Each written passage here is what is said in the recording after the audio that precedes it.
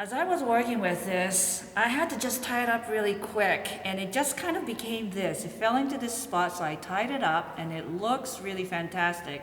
And then I had to run to the back because this kind of a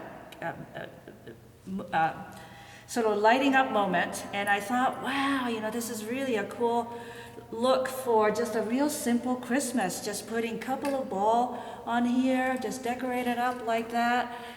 For me, Christmas isn't always lots and lots of stuff like this. Looks really fantastic. So this is something I wanted to show you, just spur of the moment. Came up with that. But let's get back to where we were. If we were doing this as a fresh arrangement, as is over here, the structure that it's become gives me a different look than what is there. This one here is really kind of up and down, and it's really a kind of a cascading look. This really becomes a more of a slanting or flowing look that's directional. But because the two Faggio vases, the branches, have this flow and direction, whoops, that's okay, don't worry about it. I'm just going to wedge this in. But because of that, as you can see, the weight is to the front, so I need a little bit of support to the back.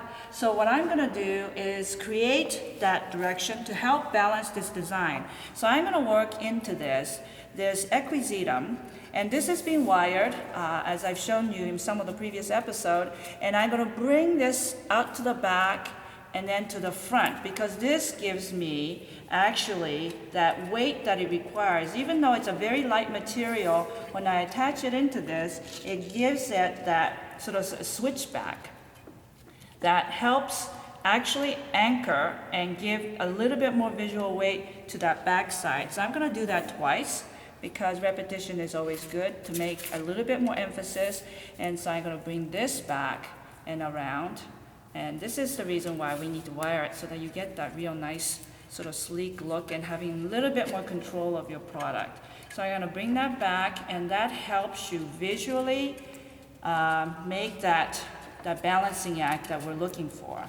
And I'm going to tie that as well to the front side, so that that becomes sort of the visual flow, front to back, sort of side by side, that we want in this particular design. So this really becomes sort of the framework for the design. You can see now from the front that this helps way down the back side, so that this can thrust forward.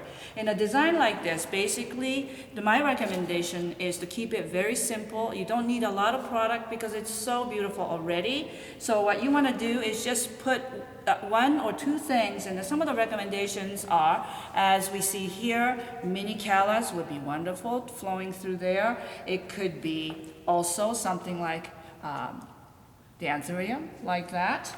Or let's just try something with a little bit more foliage. And I've shown you this technique with whaleback, but with aspidistra you can do the same. We're going to sort of attach or to insert this to the back and bring it to the front, so that it gives you a little bit more forward kind of movement here, and actually also supports that weight check and balance that I was trying to create earlier. So we're going to go in like so that it has a little bit of weight to the front, and then maybe taking another piece that technique has already been done to, and just sort of go to the back again to give it that little bit more visual weight. And maybe let's just make it so that it flows in like so, and just bend this forward so that it wraps to the front. And then maybe, in this case, instead of just going with white, let's go with color to play up against that beautiful black. And just go with one stem of beautiful Makara orchid. This one here is called Woko. It's really stunning. Color is vivid, especially against the black. And so maybe this is all it becomes, like that.